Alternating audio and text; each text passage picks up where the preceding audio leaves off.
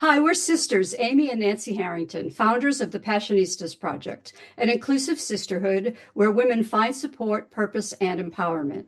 Each episode, we share stories of passion-driven women breaking barriers and redefining success.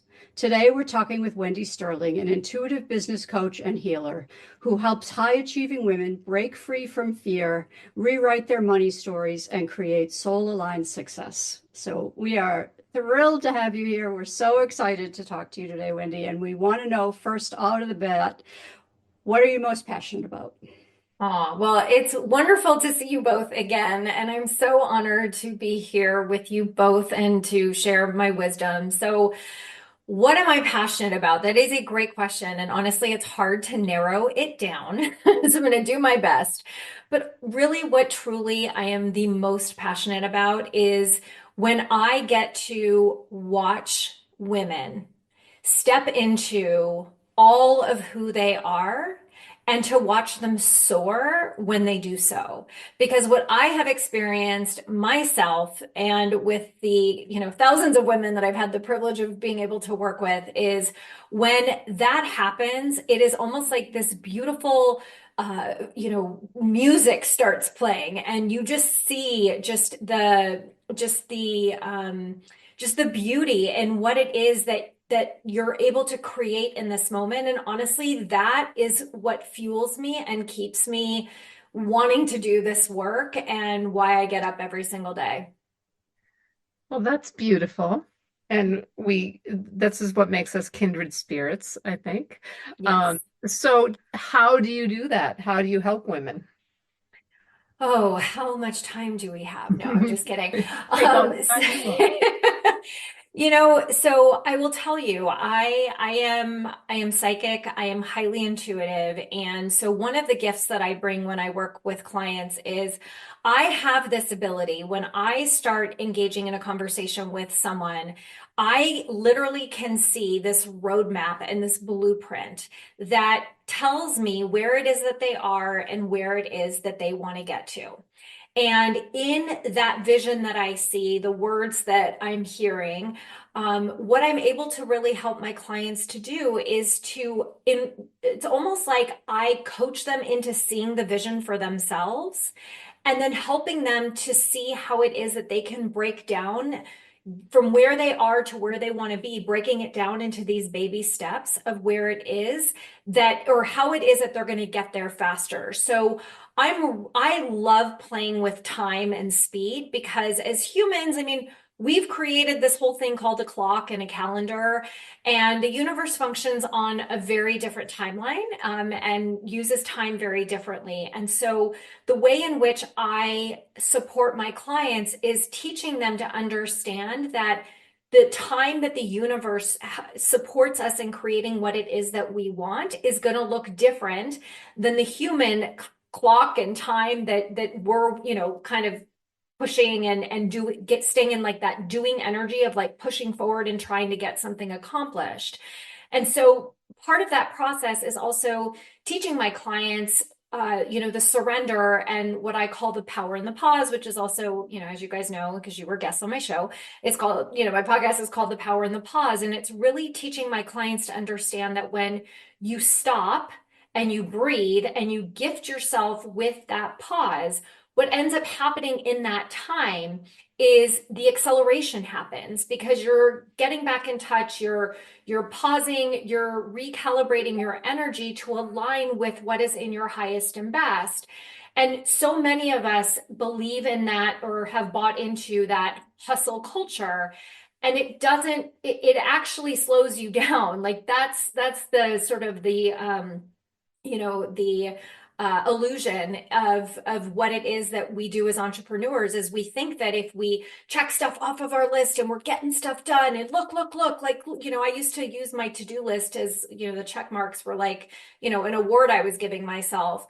But at the end of the day, what it was actually doing, it was just keeping me on a hamster wheel. And when I stopped striving to check things off my list and instead I embraced being present and slowing down, all of a sudden, all of these amazing opportunities were coming my way.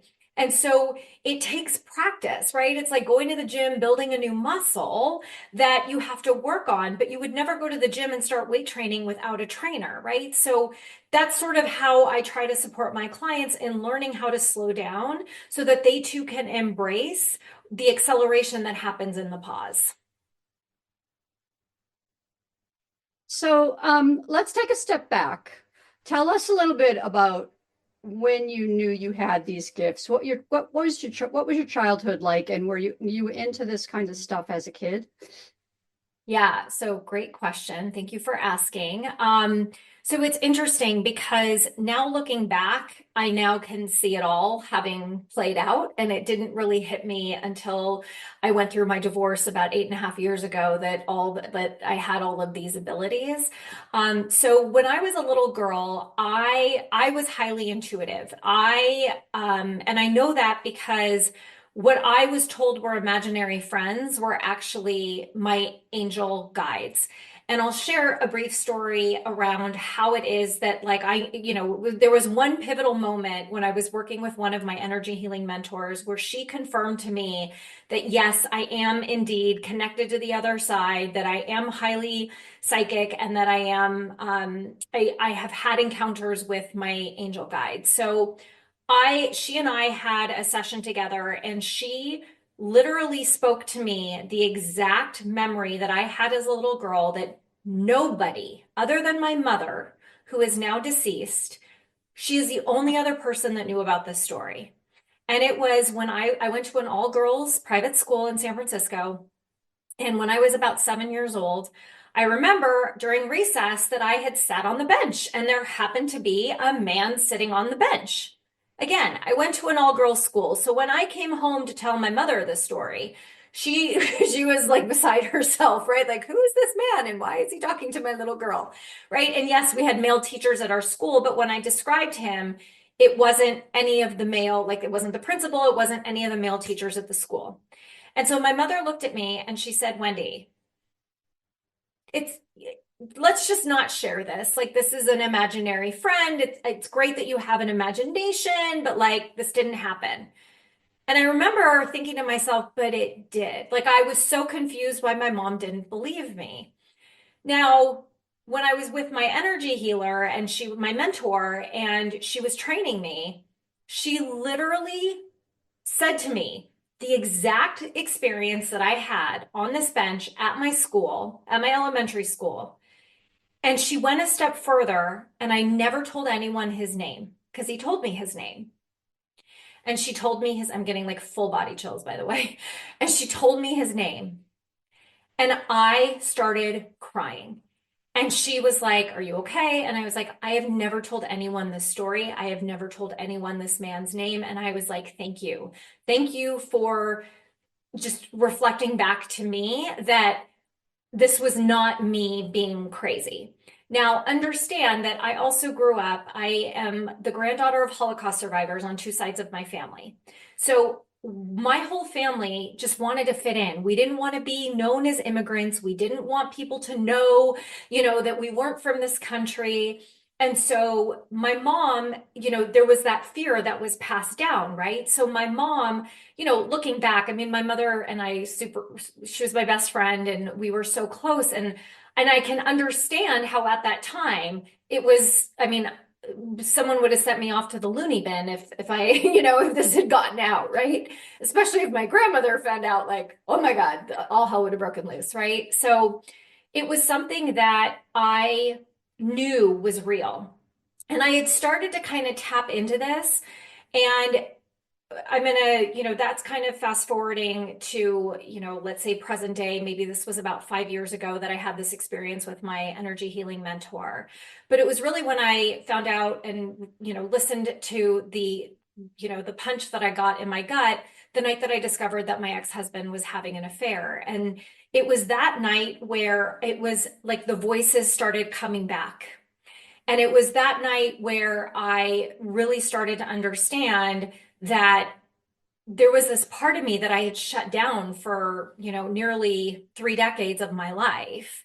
And so slowly but surely it started coming back to me. And it really enables me to be able, I think there was for probably like the first 5 years of my entrepreneurial career, I was terrified of telling anybody I was psychic or that I had this like intuition publicly. My clients knew, the women that worked with me knew my gifts, but I was afraid to really kind of like really come out and be really vocal about this. But the more I started working with my clients and the more I started tapping into that piece of me, I would see visions of clients from their childhood that, again, nothing was ever shared with me, but I could see these images, I could see these experiences, and they would look at me and go, how did you know? Like I had one client who she tried out for the role of Annie, like the movie Annie that we all have seen with Carol Burnett, right?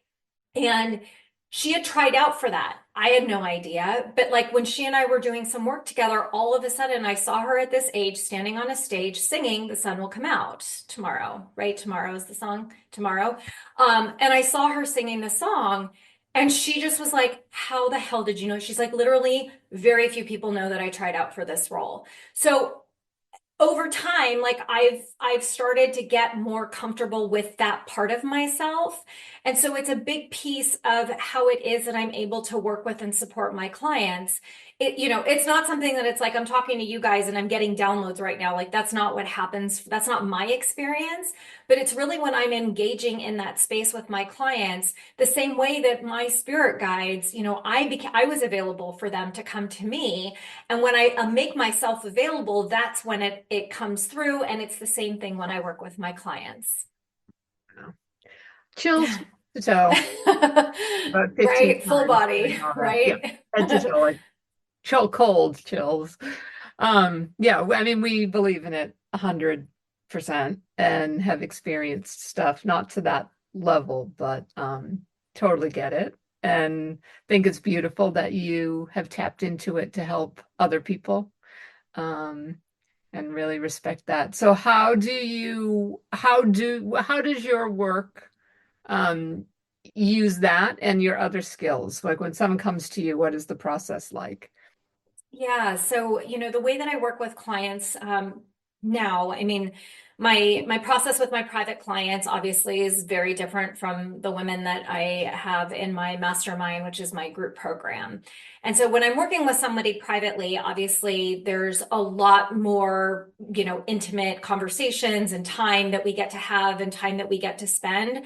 And there really is, it's almost like, my private clients are sort of they're giving me that constant permission to tap into their energy field because we are in that, year-long committed relationship with one another, right? And so when I'm working with a client, like, with some programs, it's like you have these, sometimes courses have videos and modules and workbooks and like, that's great, guys. Like, so glad that works for some people.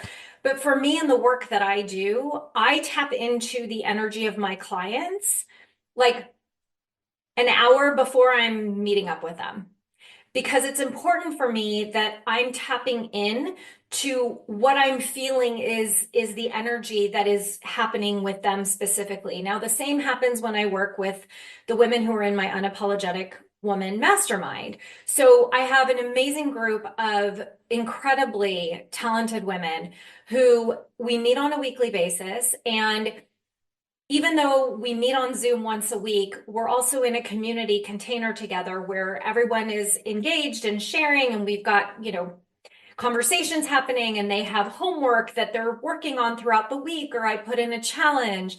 And so the work that I do with them, it's an always on. So when they're coming in, I'm tapping into their energy, right? And so it's this free flow of things that are coming in. I mean, there's, two women in that group who have come in today where I've gotten some downloads of like, this is what I'm hearing is being said. And it's really opened my clients up to be able to share like, oh, okay, this is what I don't love the word trigger, but like, this is what's coming up for me and hearing what you're saying spirit is telling you. And so the integration of the work that I do with my clients either happens it happens in that collective, or it sometimes happens one-on-one.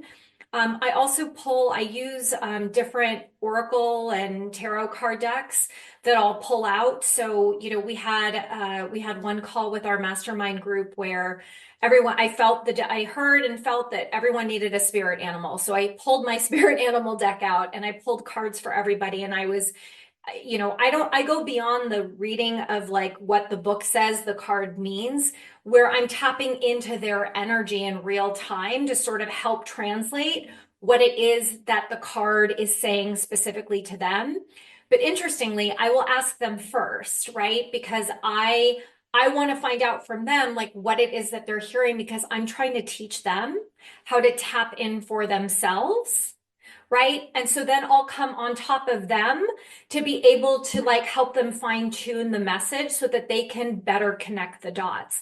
Because at the end of the day, you guys, like, I'm not here to work with clients for 10 years. I'm not here to work with clients to keep, it's like, it's kind of like I would love to keep them on the payroll, but then to me, that's not doing my job, right? So like, yes, I have clients that have moved from group programs into private coaching because there's like a mastermind to a mentorship that happens and there's that relationship.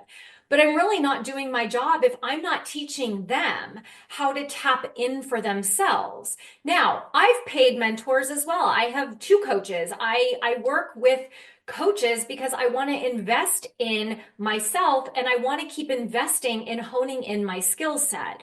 So even though I'm teaching them what to do and how to learn to do this for themselves, what I'm also doing is showing them how it is that they can do this for them. And then ultimately, my goal is I hope that they're using it for their clients, just like how my mentors know that I use what they're teaching me in the work that I do to my clients. So it's kind of like this pay it forward is kind of how I see it.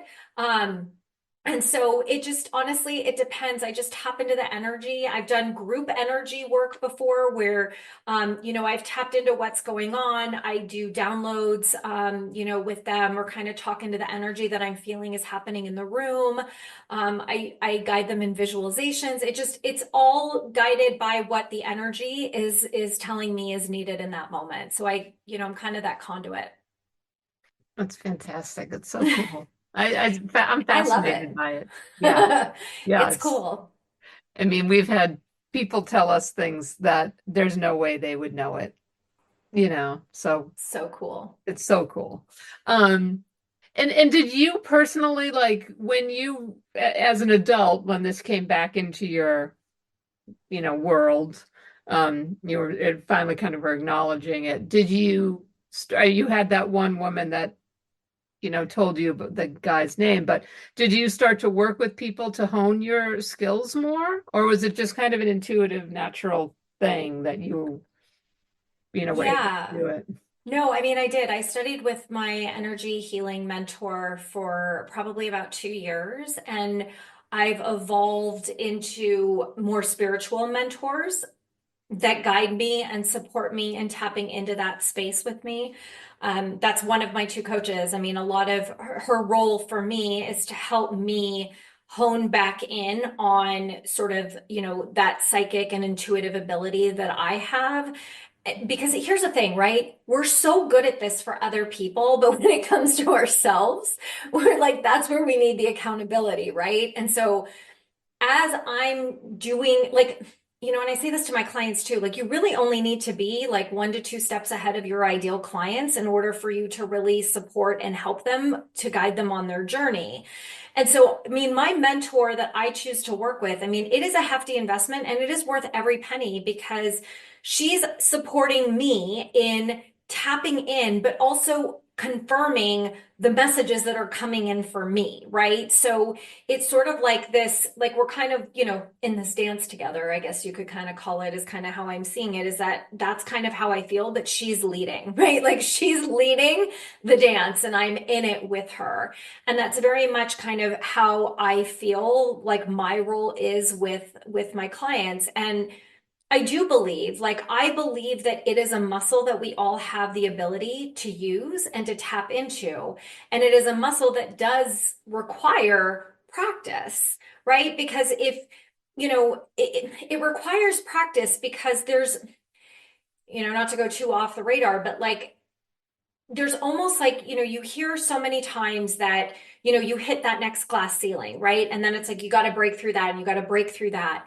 And so it's not just fine tuning the skills you have. It's also learning how, okay, now what? Okay, what's next now? What's the next thing, right? And it's also not up to you around how it is that you're going to be that receiver of that information. So part of the practice is paying attention and being in that place of consciousness where you're listening and you're learning to distinguish and decipher between what is spirit and what is fear. And I've honed in on. I mean, one of the big things that I teach is understanding the difference between fear and intuition.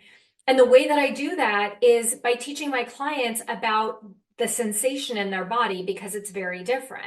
When you're in fear, it's activating you in a very specific way, versus when it's your intuition, it feels completely different.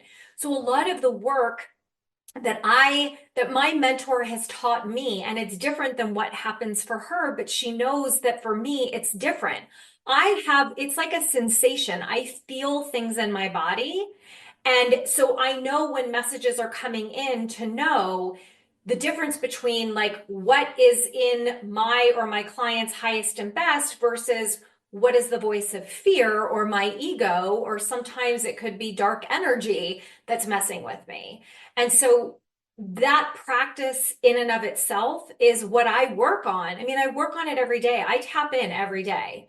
I'm not a girl who like can sit and meditate for 30 minutes. That is not my jam. I am like 5 to 8 minutes. I do my tapping in, I do my listening and asking, for me, it's God and my spirit guides to, guide me in my highest and best each and every day. What is it that I need to know? How do I guide? What is next for me? Kind of a thing. 5 to 8 minutes. That's my practice. That's my practice of practice. Right. And that's it. Wow. Fantastic.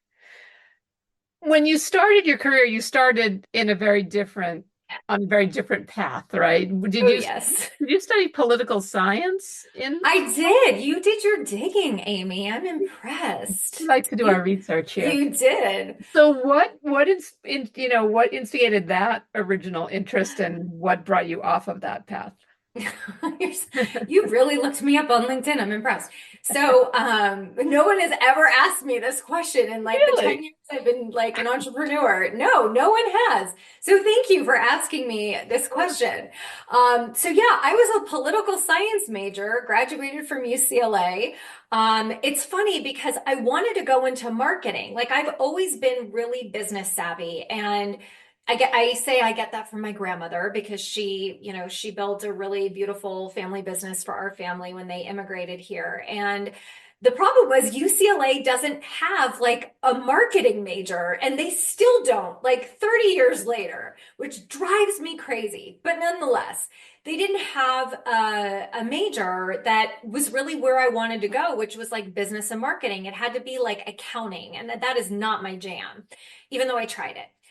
So, but what's funny is I went into UCLA as a psychology major because I just thought that would be like easy.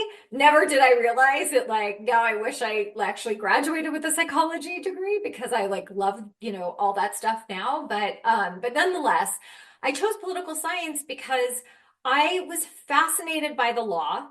I was fascinated by our Constitution and our founding fathers. I loved reading case law and understanding interpretations of the law.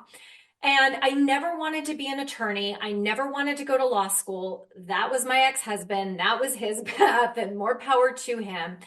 But I loved and I really loved writing. And so I was like, well, this could be my major, and then we'll see what's wrong with a political science degree from UCLA. And it just so happened that like the semester, or the quarter, because it's UCLA is on quarter system. The quarter before I graduated college, a friend of mine had started working at a media agency, and she was looking for an intern. And I was like, okay, you want to pay me and I'll come in. This was back when you could get paid internships in college versus credit. But that dates me a little bit, and I'm okay with that. I did get paid as an intern. We're with And I you. started and I started to really fall in love with the world of media. Now, media being like radio ads and TV ads and print, remember magazines, right? A print ad and outdoor billboards and, putting together these media plans for these companies. And it happened to be a media agency that Disney was our client. And specifically for the team that I worked with, I worked on the team that handled Disneyland and Disney Channel and Radio Disney, which I don't know if is still a thing anymore, but I fell in love with this whole world because it was marketing to me, right? But it was the media side of marketing. And so when I graduated, they offered me a job and I fell into that. And so for 2 decades, I worked in, media, and ultimately I transitioned about 6 years into my career. You want to talk about intuition? I got an intuitive hit that I wanted to try out sales and to see kind of how sales would go. And got my first job, ironically, working at Radio Disney. And I, fell in love with, working with clients. And, I've always been a great communicator and I love meeting people and hand me a microphone. Can you not tell? Like, right? I love speaking to a crowd and speaking to an audience. And I love listening and supporting and helping and figuring out, like, how can we help each other? And I just have this really natural fit for sales. And so I decided to leave media and go full force into ad sales. And I moved really quickly because that was when the internet, that whole banner ad thing came out. And so I was a dinosaur. I was like one of the first people who started selling, internet advertising. And slowly, as the internet was growing and ad opportunities were being created, I slowly moved into, well, then you can start integrating brands into editorial. Then that whole thing called influencers were a thing where they were creating these videos and this YouTube thing, right? And so I eventually started, building upon my repertoire. And ultimately, what my career lended itself to was entrepreneurship, because what I had carved out for myself in corporate was I was the person they hired to come in and build regions from the ground up because I had built all these relationships and I knew all these people. And so little did I know that I had built multi-million-dollar regions for these major companies. And I was like, wait a second, like, why am I doing this, for them and not for me? And I was still married at the time. And so ultimately, like, my ex-husband and I like couldn't agree on me ever leaving or trying to start my own business. I now understand a lot of why that was never going to be possible with him. But it really took me realizing he was having an affair, me standing in my power and choosing me and saying, I want a divorce. Because, a month later, I quit my job and I decided to start my first, coaching business, which was rooted in divorce. And that's kind of how my evolution from political science at UCLA kind of started me and got me into entrepreneurship. Wow, that's fascinating. I Thank love you. you more and more every time we talk to you. I feel like there's so Oh, much amazing stuff to learn about you. thank you. I You're can one. beat you in the dinosaur department too, because my job in marketing and advertising was newspaper print ads. Oh, yeah, newspaper. I mean, that was my, you know, do you remember Stuart Anderson's Black Angus? Do you remember that restaurant chain? Yeah, it was big here in SoCal, right?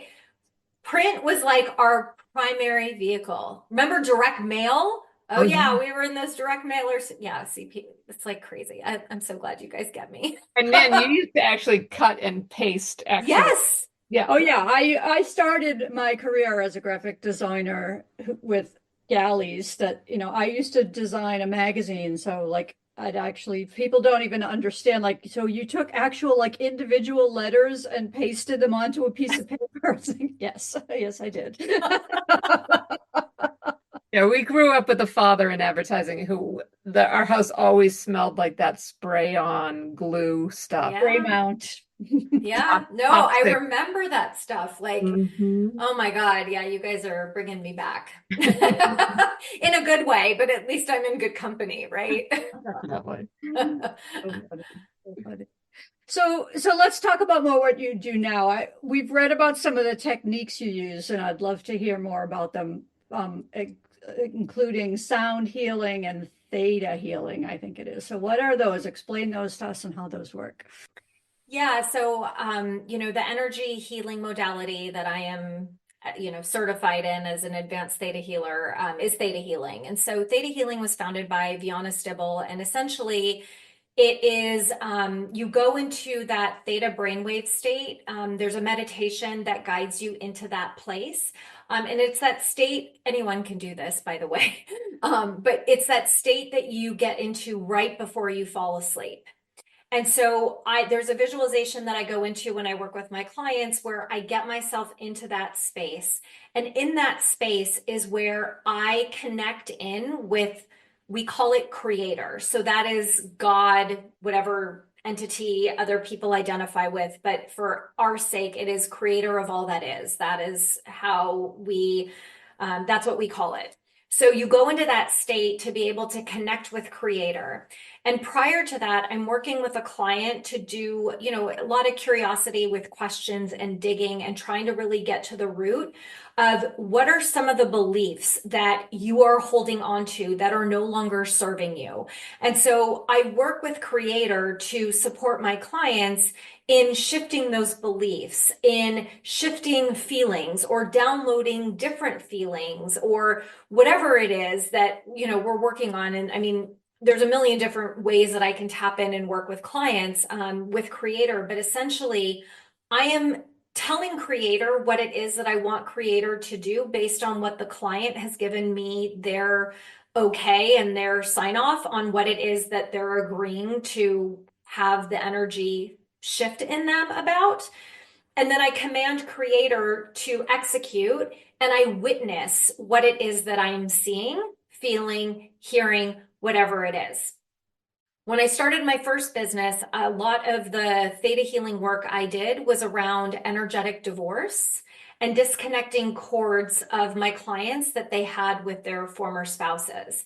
And so now that I have shifted more into working, with high achieving business women, and divorce isn't, those ties aren't necessarily something that I work with anymore. It's a lot more around money stories, right? So we have these money stories that have been passed down to us where they have served us because they've gotten us to where it is that we are, right? Like I have a money story from my family that money needs to be hidden. You don't tell people that you have money because they're going to take it. Well, that served my family because it kept them safe, right? So this story served a purpose. Until now, it doesn't serve a purpose anymore for me. So I've done work, on myself, and work I do with my clients. It's around changing what the money story is. It's like you are safe even when you have money, right? So instead of connecting that in order to feel safe, I have to have money, right? So I do the work with my clients to be able to understand and to see that the stories that have supported prior generations no longer serve them. So how do we rewrite them so that you and future generations aren't bearing the energy burden? It's not passed down through your DNA anymore. And how is it that it's going to unlock and open you up to the wealth and the abundance that you desire, for example? So that's how I integrate it into the work that I do with my clients. I'm a sound healer, so I use sound bowls. My two bowls are amazing and one of a kind. The bowls choose you because, for anybody listening, I don't know if anyone has sound bowls or has played them before. But man, when you're looking to buy one, they vibrate up through, like it just vibrated throughout my whole body, these two bowls. And it didn't happen with any of the other ones I played. And so I use them. The bowls specialize in working the sacral chakra and the heart chakra, which tend to be the two that I work with clients the most on. And so I use the bowls to play. I use them more with my private clients than anything else. And I will record sound bowl, like I'll play the sound, like a sound bath basically, and I'll record that. I don't do like big sound baths the way that a lot of people do. That's not my specialty. For me, it's really more of like a one-to-one because I'm feeling into the person's energy to be able to play them in a way that they feel the healing that comes from the music. I'm a really big believer in frequency. And because our bodies are made up predominantly of water, we have the ability to impact our body's frequency and our state of being through sound and through music. And so that's when I'll bring the bowls in for my clients to be able to listen to it, to like, kind of support them where it is that they are or with whatever it is that we're working through together. Amazing. What other music do you listen to besides that when you're wanting to tap into energy? Is there something you put on? I'm not really biased. I mean, I'm a Spotify girl, so I'll go into a Spotify playlist that someone's created that is, meditation music. I mean, I listen to whatever that sleep frequency is, like I put that on at night and I do sleep with that music on. But for me, like I don't have like I'll just go to a Spotify playlist and put some meditation music on for myself. And I do that like when I lay down and do like my 5 to 8 minute connecting in with God and spirit every day. Like I put I put a timer on and I put my music on and I just I have a bench here in my, like a window bench in my office, and I just lay there and I listen to whatever comes in, and the music is there too. I mean, I've done like, I know YouTube has like some really good guided meditations as well. I lead my clients in meditation, but I don't listen to them myself. Like I do it with them, like I'm in the meditation with them, but when I choose to lay down myself, I just listen to Spotify music. Good question. I've never been asked that before. You guys are like fantastic hosts. It's good. Thank you. We have lots of practice.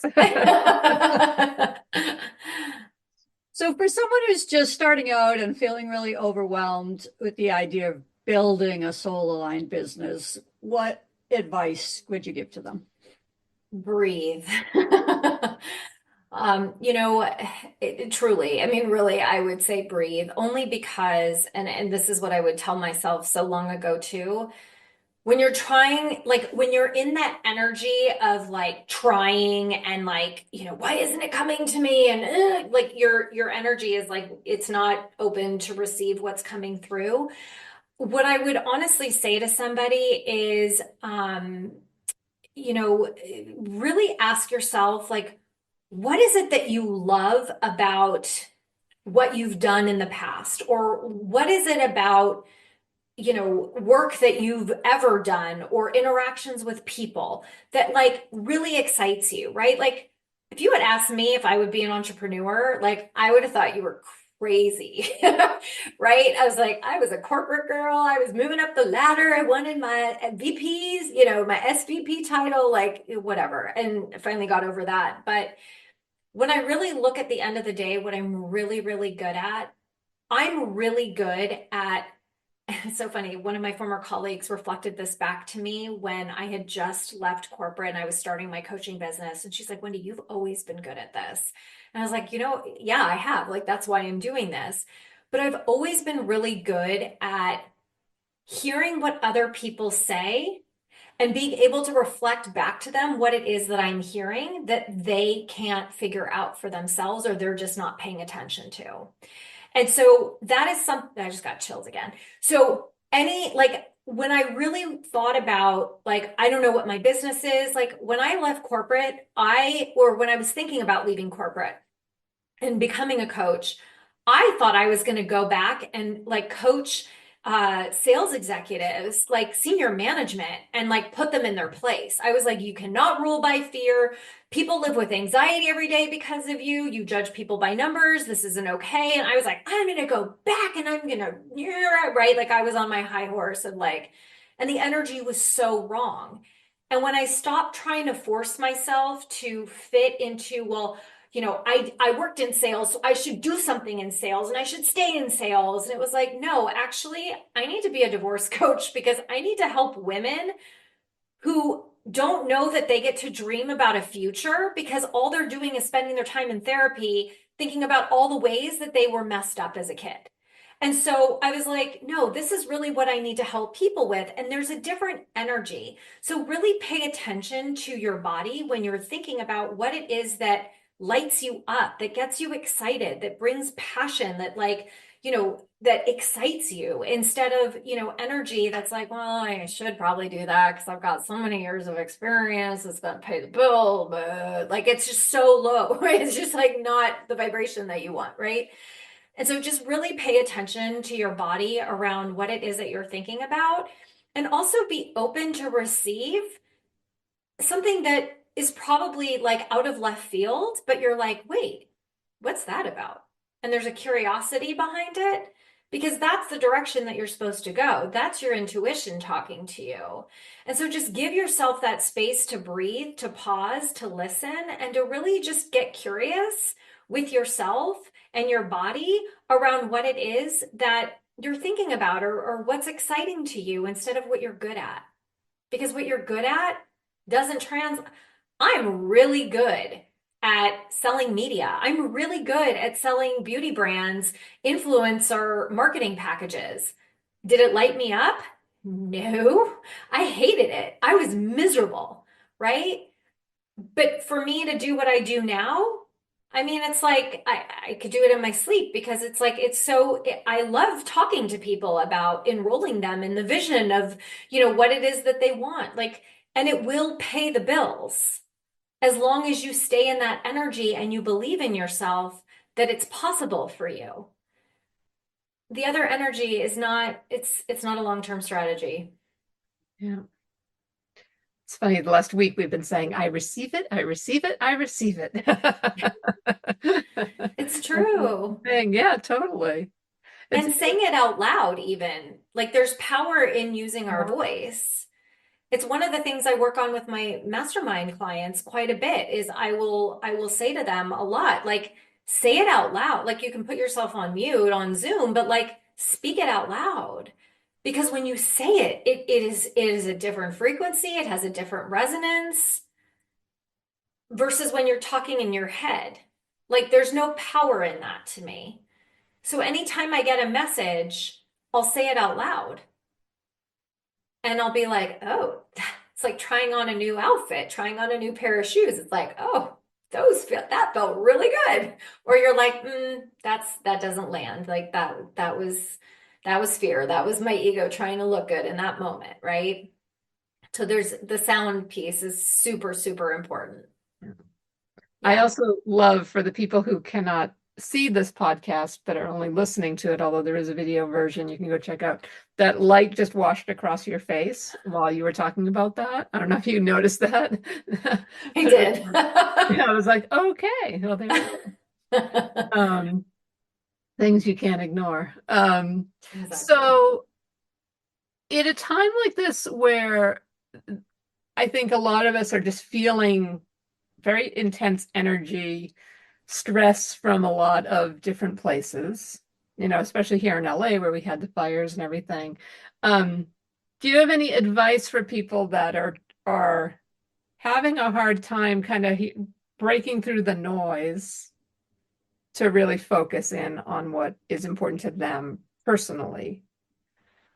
Yeah, I mean, what's coming through is reminding yourself what you have control over. Because I find that we spend a lot of time focusing on the things that we don't have control over. And honestly, like that's one of the things that I talked a lot about during the LA fires because I felt like the media was creating such a panic in us that lived here. And I was getting so tired of like the projection of fear coming through the news. And I'm not saying that it wasn't important for us to be informed. However, newscasters are not fire people. They are not fire experts. They are not firefighters. They don't know anything. And I'm sitting here listening and tapping in. So instead of allowing the external noise to be loud and cause panic in me, I chose to focus in and go, okay, what do I have control over? I don't have control over I kind of have control over Mother Nature because I did tap into my spiritual community and we did a lot of energy work to shift the fires, not towards other neighborhoods, but to shift it to not damage any more homes. I know I have energy power. So I chose to take the power of my fear and instead of giving it to the fire to like fuel the fire, I chose to use my energy to tame the fire and to get back control of the fire. So what does that mean? For me, it meant doing energy work around the energy of the fire. It also meant doing energy work for me around my home. It also meant, God forbid, my house burns down. What do I care that's in this house? My children, my partner Jeff, the dog, some family heirlooms. And I'm like, I had a pile by my door. That is it. Nothing else here in this house at the end of the day mattered. What do I have control over? I have control over my health. I have control over the things that I want to take out of my house. I don't have control over anything else. I already had my plan. I already knew where I was going if we had to evacuate. Like I focused on what I had control over because to me, then I was good because I was like, okay, I have my plan, right? So when you put your energy back into what it is that you actually can use it for good for, it is amazing what you can create, how much calmer you become. Because at the end of the day, like, you don't have control over things that you don't have control over. And I find that, I don't buy into the fear anymore. I can't. It is exhausting.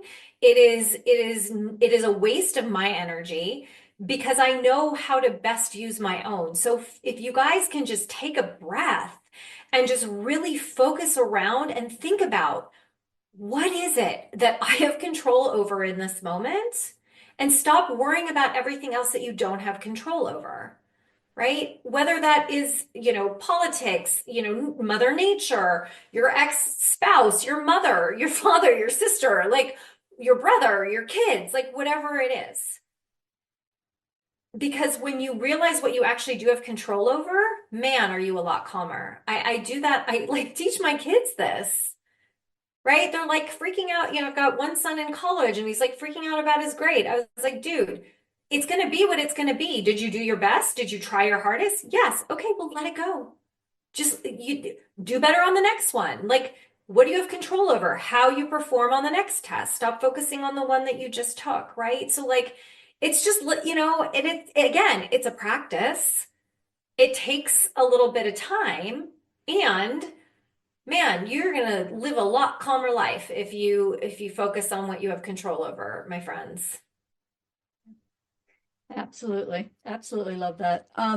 So I can't imagine anyone listening to this and not wanting to get in touch with you and work with you. So how does somebody do that? Oh, you're so sweet, Nancy. Thank you. Well, the best way to find me is, of course, well, there's a bunch of different ways, I suppose, but you guys are welcome to email me if you just want to have a conversation. Like, I'm always open to talking and just helping to reflect back what it is that I'm hearing. I'm really good at that. I always offer those calls, but you're welcome to email me, Wendy at wendypagesterling.com. You can also find me on social media at Wendy Paige Sterling. Facebook, Instagram, all the grams that I'm on. And then you guys are welcome to also tune into my podcast, which the beautiful Nancy and Amy were a guest on as well. It's called The Power in the Pause. It's a great way to get to know me and to hear more of, what I talk about on my show, but it's on every single podcast platform. I'm also on Spotify and I have a YouTube channel. And then if you guys are looking for any, freebies or things of that nature, my website's a great place to start. I also have a quiz on there that will tell you what your intuitive superpower is, because we all have one. And you can go to wendypagesterling.com to access that quiz. So thank you guys so much for having me. Of course. Well, we have a couple more questions Oh, before we okay. go. Let's do it. One question I have is,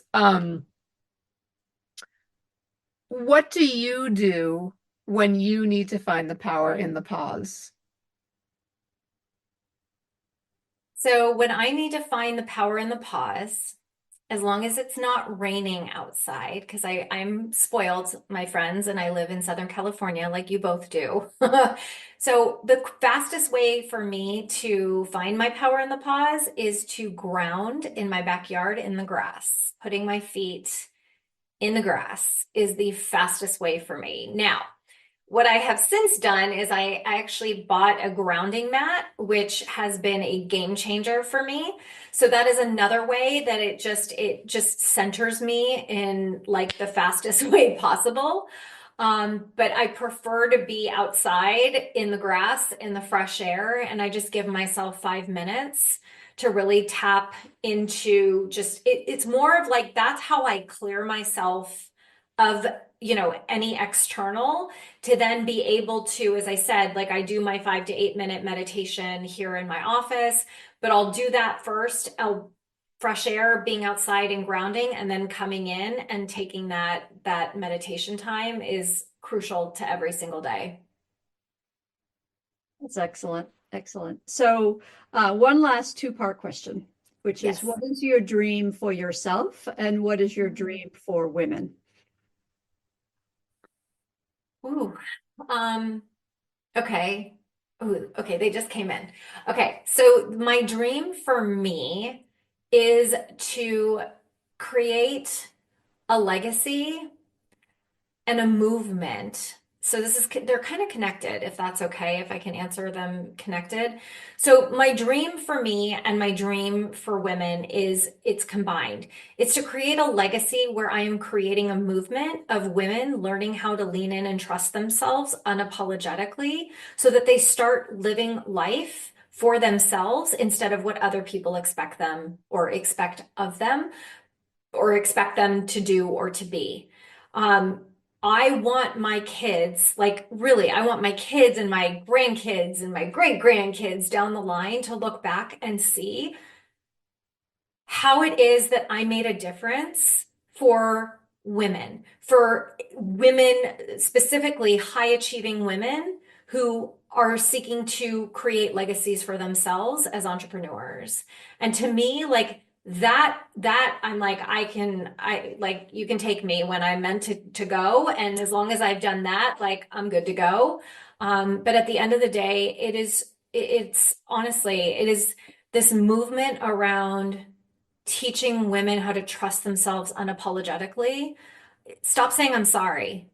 Do not apologize for who you are, what you think, what you be.